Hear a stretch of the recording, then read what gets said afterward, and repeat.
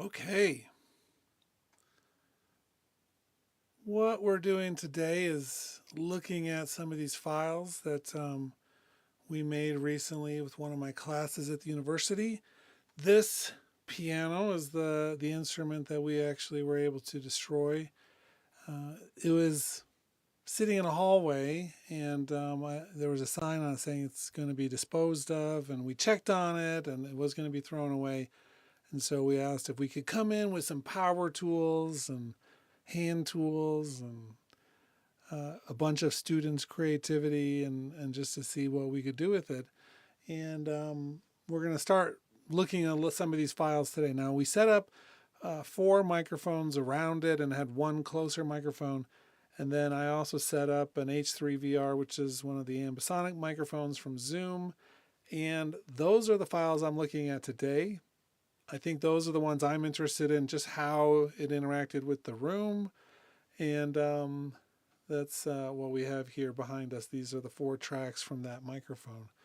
And so we're going to probably be converting this down to stereo for the sampling process, but I will show you real quickly just what some of this looks like in terms of the immersive side of it. So I have the Ambisonics NX from Waves. This is the tool that lets us use my headphone tracker here. And as soon as that turns on, there it is. That's my head moving around. So I can actually hear what these originally sounded like. For some reason, my plugins keep on closing randomly. You can see the sound around the head all the way around.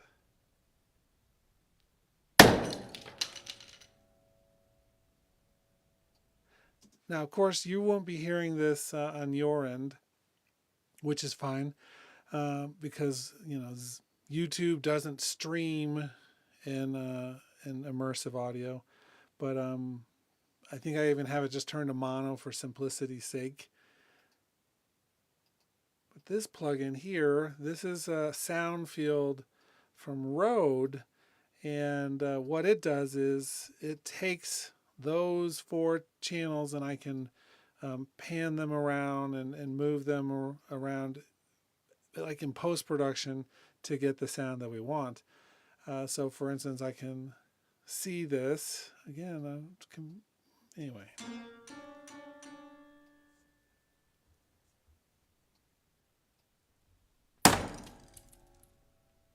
So I can change the stereo image. I can change the polar pattern on the mics virtually. We can make it a wider or more narrow image. We have a lot of things that we can do with this plugin. This Soundfield plugin from Rode is actually a free plugin, but you have to have some sort of ambisonic source. Either I think they would prefer you to have the NT-SF1, which is their microphone, but it works with Ambix, which is the format from the H3VR from Zoom, so it works great. So then I can move this around, make it wider, more narrow, mono, etc. I can also output it to 5.1, 7.1, 5.1/2, etc. And so it becomes a really useful converter of some of these things. Plus, I think we can change the overall pattern down here. It's using a fancy algorithm matrix to do this, but it's pretty cool. So you're going to be hearing some version of the audio down through this. We'll convert these audio files out of this format into stereo, because even though, and this is actually pretty cool. Actually, let me show you this perhaps if we have time today. But we could export or bring each of these 4 into the sampler and just treat it like a surround sampler, and then attach these to keys. And when you trigger it, it'll play out the Ambisonics quad channel format. And then you could actually have a sampled instrument in Ambisonics first order. So that actually could be an interesting possibility. But for today, we're just going to look at a couple of these sounds of various things happening. This first one sounds like an axe. One of the axe hits on the piano on the keys. You can hear some of the debris flying. And I actually really like the debris part of that flying. And so that's what we want to actually export here. Then we'll convert it into stereo through the export and then edit it down for the actual use on a sampler, which is kind of cool. So let's save the project for the moment. Piano with X, literally. And then I'm going to bounce out just that one little section. Like that. Off. All that looks fine. Ooh, I hate to normalize anything ever. But this was recorded with the H3VR, and it was set pretty low because we were doing a couple things really loud, like we dropped the entire piano. And so I didn't want to have to worry about some of that. And we'll just do the piano hit. And I'll clean that up later.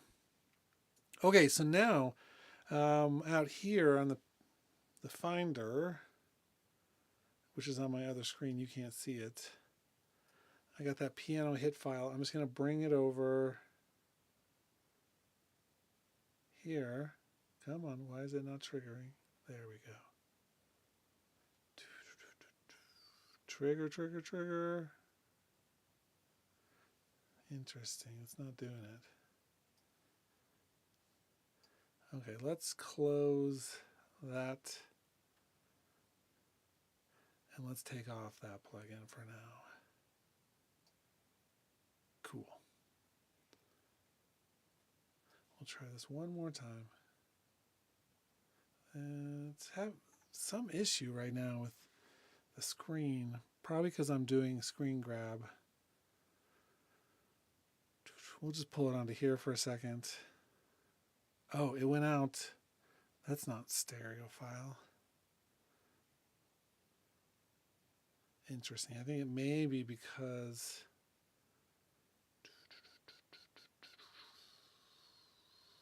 of the NX that was on there. Let's try that one more time. See if that...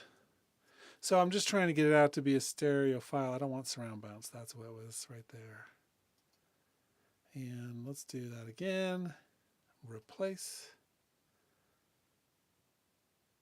Normally I would want it to be a surround output, but in this case, no, not so much.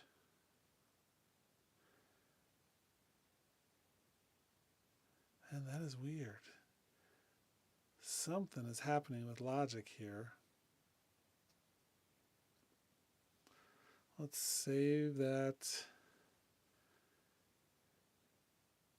And I don't want to have to reboot in the middle of a stream, but I will.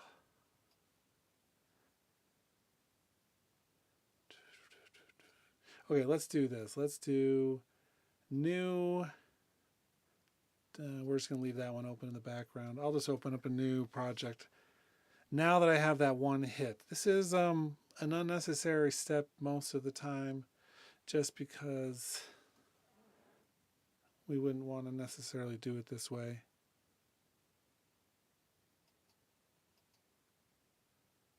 I guess we're going to close it.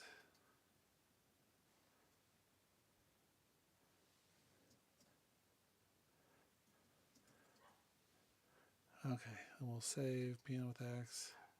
There we go. Okay, cool.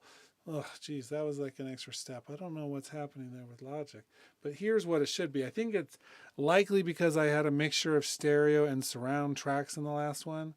Sometimes it gets a little bit weird, but I'm going to do quick sampler optimized, just like this.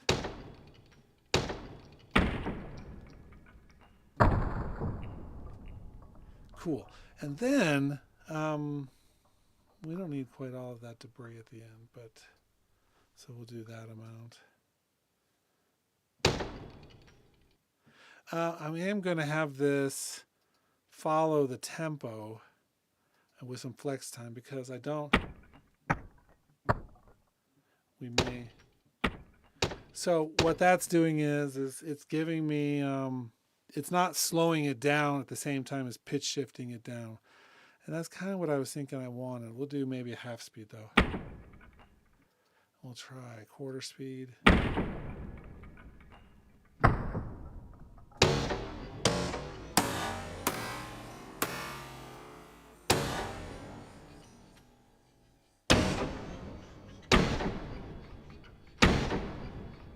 I kind of like that. So there's some interesting like debris stuff, but I think maybe a half speed is where we want it.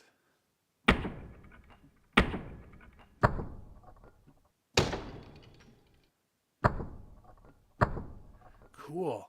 Okay, that could work. And I think if I wanted to really alter it some more, we could do some stuff with like some equalizers and things before bringing it in. But I like that now we have that piano sound. What is this one?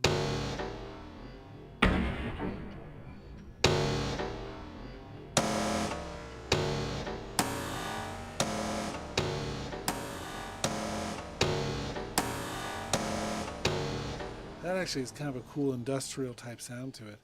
Let's see what we would do here with a step sequencer and that. And I want to do, let's see, notes, or maybe, yeah, this is what I want right here. Learn, add.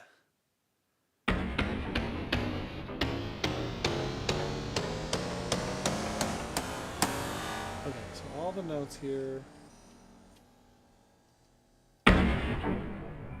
That's the low one. Ooh, that sounds so cool. But I think we have some really cool options here. I just want to see. The only thing that kept on coming to my mind when I was hearing that is doing this with like the note repeat.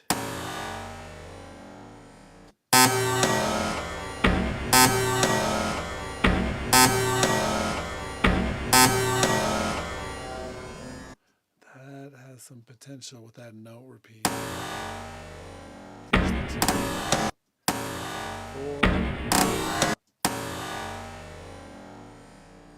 Let's do 8. Man. That's where it starts to get interesting when you go 8 and above. So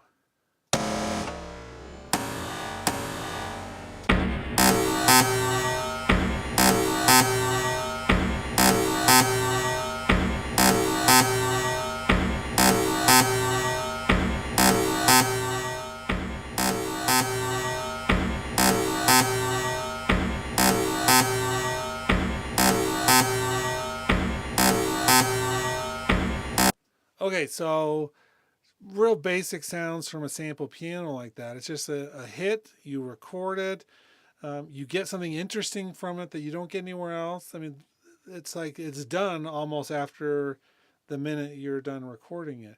Of course, you can warp it and do stuff like that, but I think that for the most part, one of the nice things is just having it show up just like that. So going back to the project, there was another more melodic thing I wanted to grab from this as well. So this is a lot of the process is just grabbing stuff. I think for our class project, we're going to have some students who are going through the whole thing and creating an entire bank. But I'm more interested in just a few of the specific elements here. So this was another one. This was like a little Dremel tool.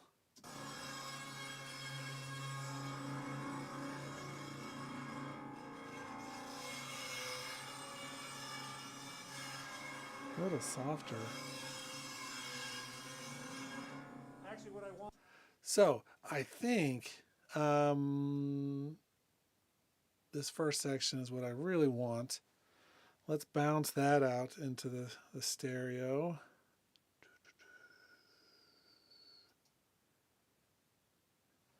And this is with the power tool on string. Using our desktop for the moment.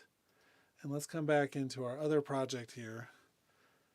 And I think I need to possibly edit this. So let's just bring it out onto a track first. Turn off our cycle.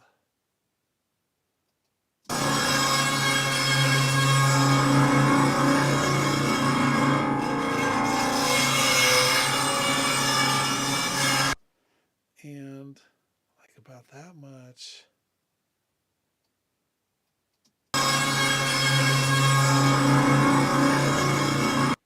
Now what I like about this is that it's a circular motion with the tool. So it could be useful for like a sound source for one of the other instruments. I think I want to convert this to a new audio file just because I want it to be exactly that length. And we'll do everything exactly the same. And so now we don't have any of that other stuff around the edges. And we're going to bring this into the little side here, and let's do a spectral alchemy. Should be relatively fast.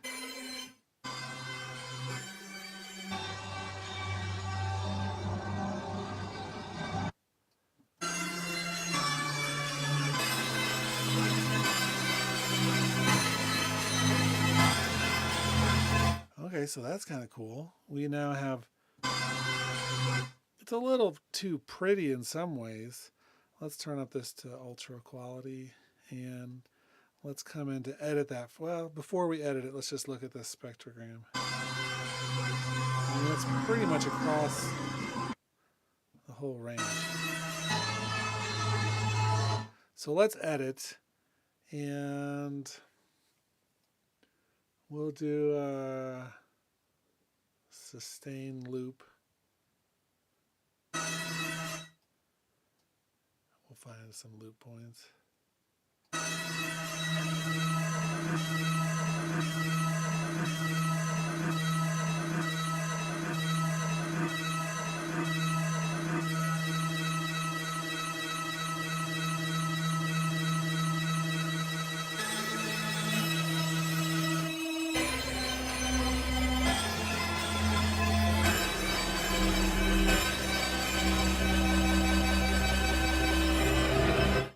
Cool. Okay, so not perfect loop, but I think we can spend a little time there.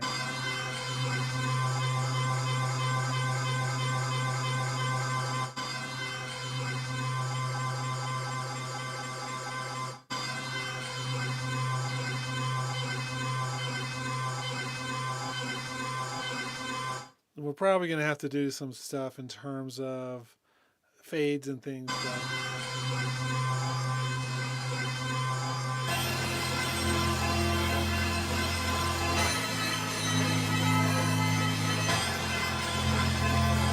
And it might have been fun to actually mess with this a little bit in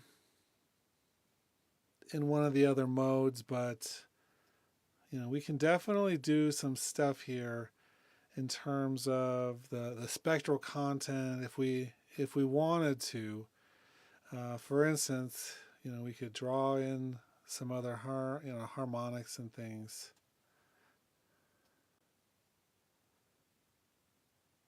Yeah, that's going to sound horrible, by the way.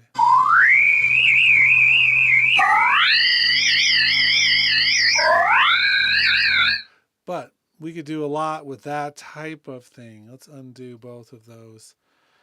Let's change the size of that circle and just do some super high frequency stuff.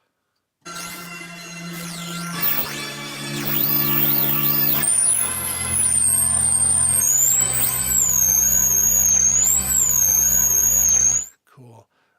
So we could do something like that. We have a lot of choices with that, but that's pretty, I mean, you can do a lot of pretty neat stuff with it. Let's see if 2 is the smallest. But let's do it up in the super high.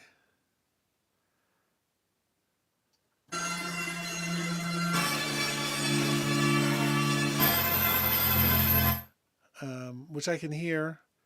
It's always a good thing.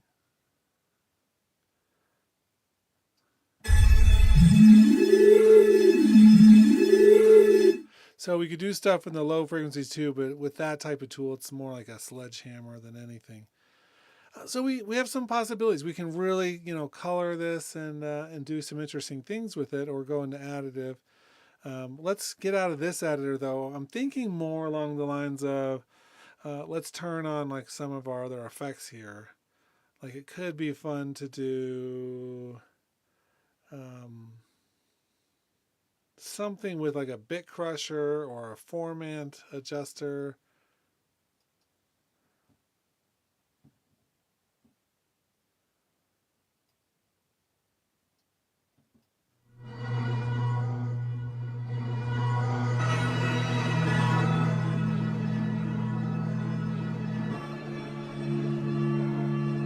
Yeah, maybe not that one as much, but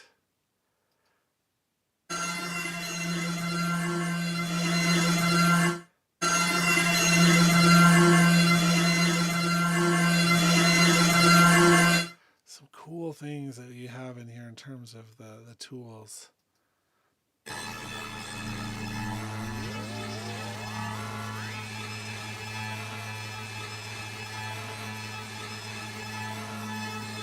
Any tool that has a knob called weird is worth using, I think.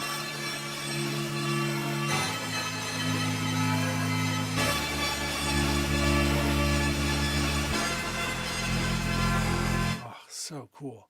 Okay, so let's do one more thing, because I think the note option here is really cool. So let's do an LFO attached to the note and have it do some random pattern here.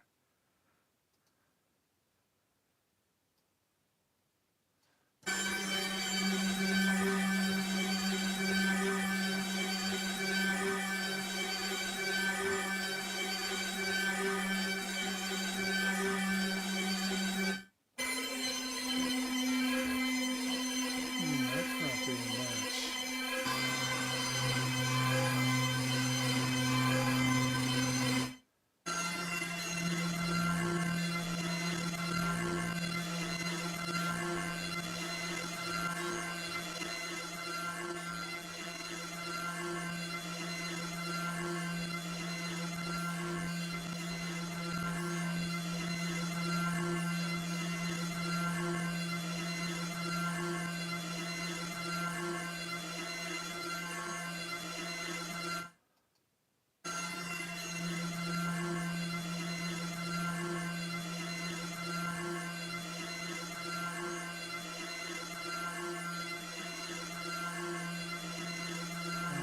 Okay, I can go with some of that. It just adds a little bit into it. But I'm not hearing.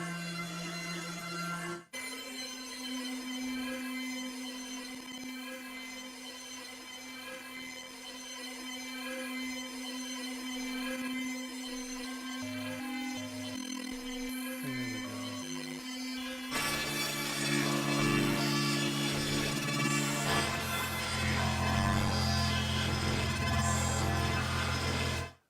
Okay, I kind of am digging.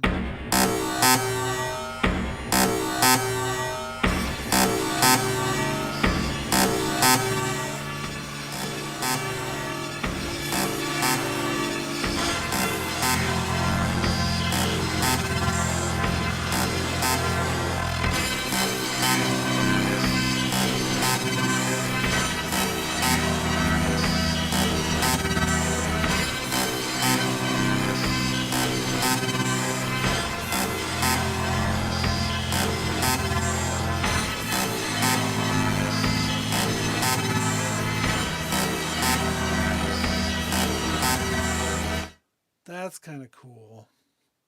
I wish we were listening in the actual stereo with this, but that's just part of this with the stream today. we're just doing this in mono because I had some of the other surround stuff and spatial stuff happening. Okay, so kind of cool that you can do some of that with this. So this all came from that piano, and I think that it was really interesting to be able to pull some stuff from it. Let's go look, just grab one more thing from it. I think maybe we'll grab the original dropping of the piano that we did. This is what that sounds like. Let's stop the cycle.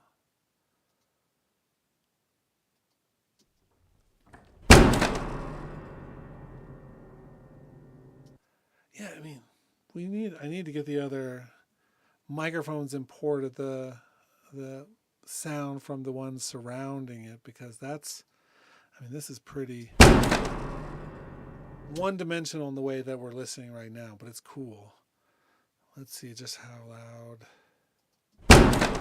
Let's get that down.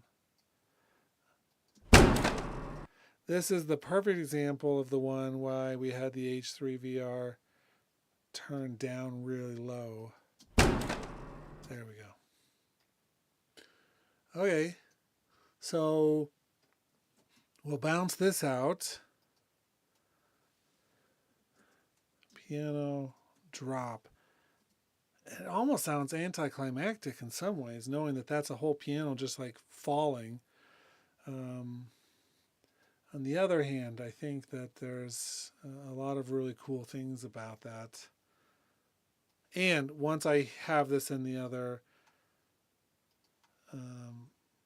with the other microphones, I think it may open up the sound a little bit.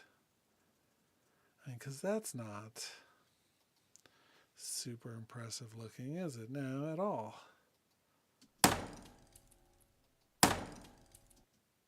Oh, piano hit. Oh, I did the wrong one. That's partly why. I was like, what? That doesn't look right. So that was a piano hit, but we want the piano drop, not the piano hit.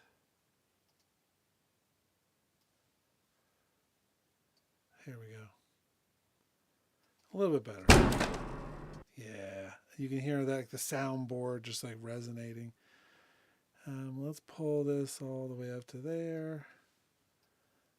And I want to do this one as we'll try it as the Granular in Alchemy. I'm curious.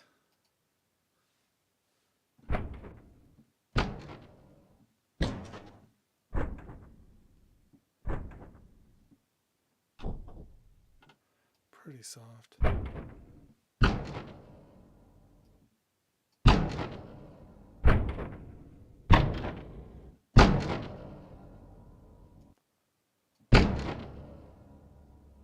So with Granular, it breaks it up in all these grains and then they get reorganized depending on how you want to do it.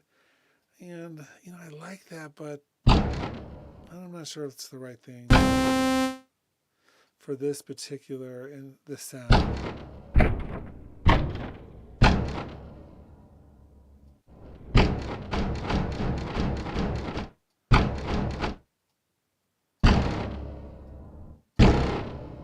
I do like this one feature where you set up the number of taps.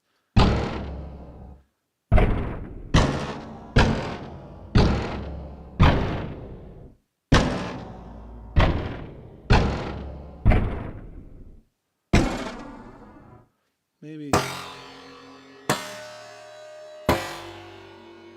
it'll be good for the upper range here.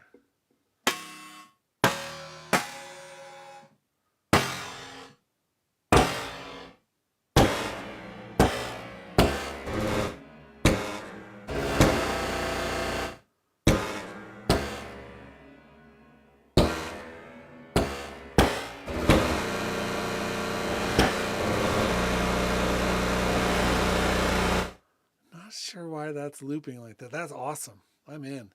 I think that was kind of cool sounding. But we don't have as much to edit down here, just because it's not. It doesn't have the spectral mode. We brought it in as the Granular, and most of the Granular stuff happens up here.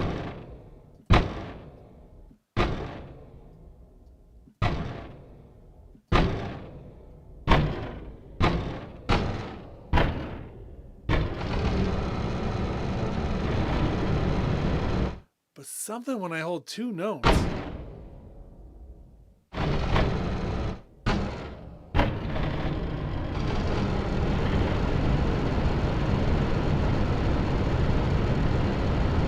It's like holding on to them for some reason, and that is a surprise. Let's do a slow speed.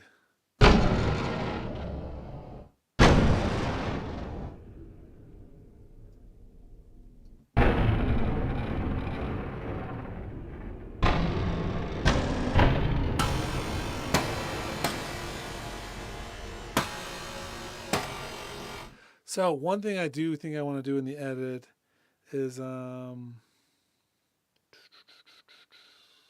maybe get rid of just a little bit of attack.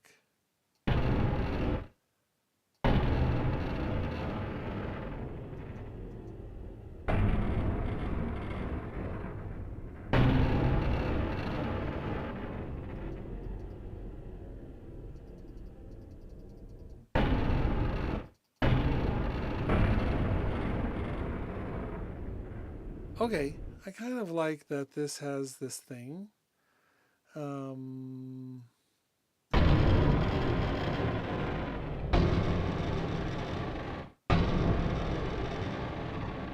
We get bit crushing.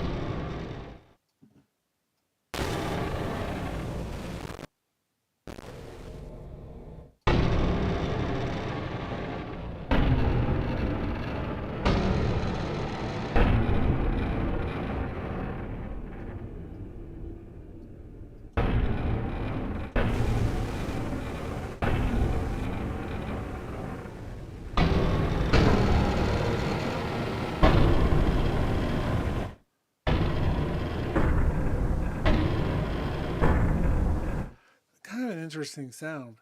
Does that work with the other stuff we were doing? I don't mean kind of. It's like another hit.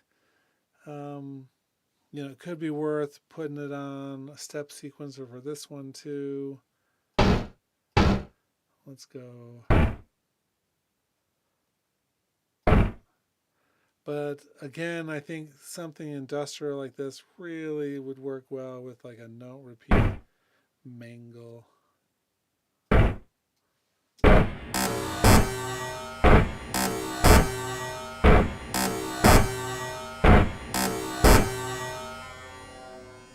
Okay, let's loop that.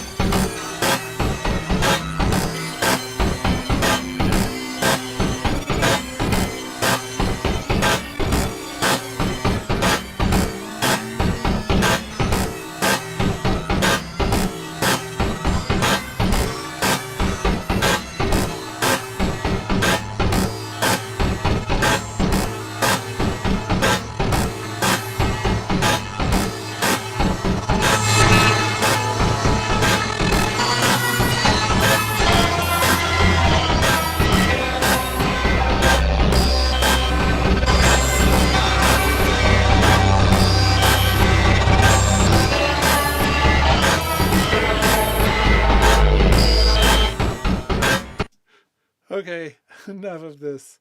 Enough of this nonsense. Um, anyway, hope you enjoyed this look at what you can just do. This is kind of a thought process, that's stream of consciousness on this, but I hope that this was something you found a little bit interesting and that the sound was okay. But please let me know if this is something you'd like some more of, just some open mangle sessions of doing this with such a sample bank. And once we have a sample bank from this piano created, you'll all be able to probably get access to it. So just let me know if you're interested in that as well. Okay, thanks everybody.